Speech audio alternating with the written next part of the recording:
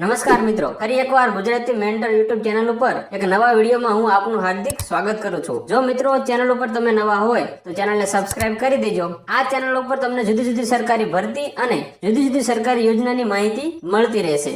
મિત્રો 26 એપ્રિલ 2026 ના રોજ ગુજરાતની અંદર સ્થાનિક સ્વરાજની એટલે કે મહાનગરપાલિકા, નગરપાલિકા, જિલ્લા પંચાયત, તાલુકા પંચાયતની ચૂંટણી છે। મિત્રો મતદાન કરવા જતી વખતે આપણે સૌથી અગત્યની વસ્તુ હોય છે મતદાર કાપલી, કે જેમાં આપણો ભાગ નંબર, આપણો ક્રમાંક નંબર લખેલો હોય છે, જેનાથી મતદાન અધિકારને બતાવવાથી તે સરળતાથી આપણું નામ અને આપણો નંબર ગોતી શકે છે।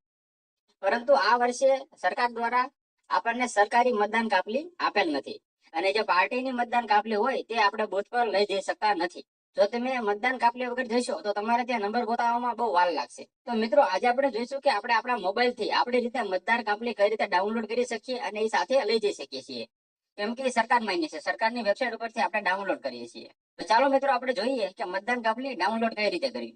મિત્રો મેં ઇલેક્શન કમિશન ઓફ ગુજરાતની ઓફિશિયલ વેબસાઇટ ખોલી લીધી છે। આ વેબસાઇટની લિંક તમને કોમેન્ટ બોક્સમાં અને ડિસ્ક્રિપ્શનમાં મળી જશે, ત્યાંથી પણ તમે ખોલી શકશો। મિત્રો હવે જો તમે કોર્પોરેશનમાં એટલે કે મહાનગરપાલિકામાં આવતા હોય તો તમારે પહેલા બટન ઉપર ક્લિક કરવાનું છે। જો તમે નગરપાલિકામાં આવતા હોય તમારે બીજા ઉપર ક્લિક કરવાનું છે, અને જો તમે ડિસ્ટ્રિક્ટ કે તાલુકા પંચાયત, જિલ્લા પંચાયતમાં આવતા હોય તમારે ત્રીજા ઓપ્શન ઉપર ક્લિક કરવાનું છે। મિત્રો હું કોર્પોરેશનમાં આવું છું એટલે અહીંયા કોર્પોરેશન સિલેક્ટ કરીશ અને અહીંયા મારું કોર્પોરેશન પસંદ કરી લઈશ।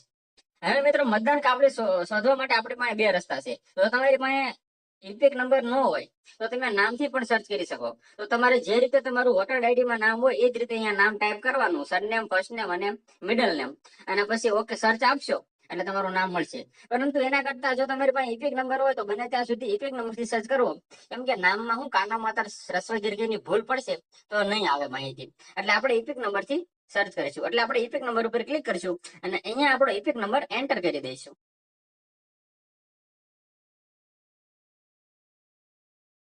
ઇપિક નંબર એન્ટર કર્યા પછી અહીંયા બાજુના બોક્સમાં આપણે કેપ્ચા નાખી દઈશું અને સર્ચ ઉપર ક્લિક કરી દઈશું। એટલે આ રીતે તમારી નીચે માહિતી આવી જશે। પ્રિન્ટ વોટર ઇન્ફો ઉપર ક્લિક કરશું એટલે આપણી કાપલી ડાઉનલોડ થઈ જશે। તો મિત્રો તમે જોઈ શકો છો કે આપણી કાપલી ડાઉનલોડ થઈ ગઈ છે। હવે જો તમારી પાસે એન્ડ્રોઈડ ફોન હોય તો આનો સ્ક્રીનશોટ પાડી લો અને આ જ તમે સાથે લઈ જાઓ। પરંતુ તમારા પરિવારના કોઈ સભ્ય, માતા પિતા છે કે જેમની પાસે એન્ડ્રોઈડ મોબાઈલ નથી, તો શું કરવાનું છે કે આના જે ખાલી 4-5 વિગત છે, એક તો તમારો ભાગ નંબર એટલે કે પાર્ટ નંબર લખી લેવાનો, મતદાર ક્રમાંક લખી લેવાનો, મતદારનો જે વોટર આઈડી નંબર છે અને નામ લખી લેવાનું। આટલી વસ્તુ લખી અને એક કોઈ પણ નાના કાગળમાં કે કાપલીમાં તમે લખી દેવાનું પેનથી, અને સાથે એક ઓફિશિયલ ગવર્મેન્ટનું જે આઈડી હોય, દાખલા તરીકે ચૂંટણી કાર્ડ હોય, પાન કાર્ડ હોય, આધાર કાર્ડ હોય, ડ્રાઇવિંગ લાયસન્સ હોય, એ કોઈ પણ એક આઈડી લઈ જવાનું, અને સાથે આ તમારો મતદાર કાપલી અથવા મતદાર કાપલીનો જે વિગત હોય એ લઈ જવાની। તો સરળતાથી તમારી માહિતી જડી જશે અને સરળતાથી તમે મતદાન કરીને પાછા આવશો।